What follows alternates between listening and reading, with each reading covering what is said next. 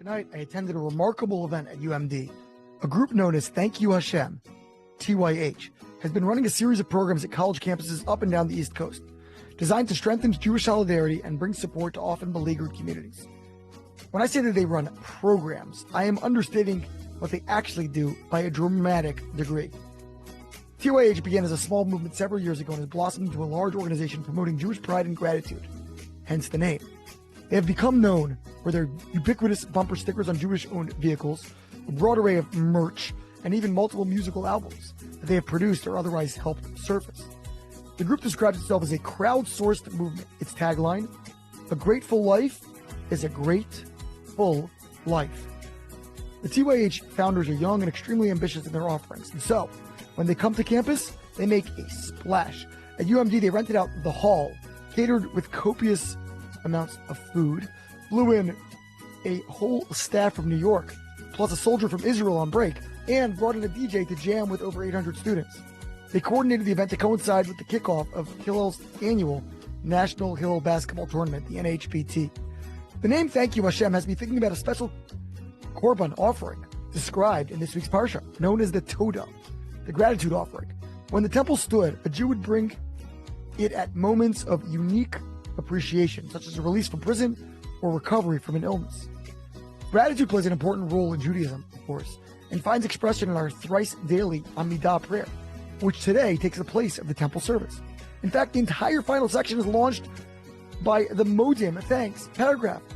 During the morning and afternoon services, while the Chazan, the prayer leader, repeats these lines, the entire congregation quietly utters a parallel version along with him. This is unlike any other part of the public repetition. Normally, only the Chazan reads and the listener responds Amen, but do not actually say anything along. The great 14th century Italian scholar known as Abu Draham explains this distinction beautifully. Normally, the Chazan functions as a shaliach, an agent for the congregation, and so they can simply respond Amen at the end of each paragraph. But one can never appoint an agent to express gratitude. That must be shared by every person, him or herself. The Jewish world and the world of American politics is mourning the sudden passing of Senator Joseph Lieberman. Many of my readers are too young to remember his real impact, but Lieberman was the first Shabbat observant senator in U.S. history. In 2000, he became within a Supreme Court Florida recount decision of being the Vice President of the United States under Al Gore.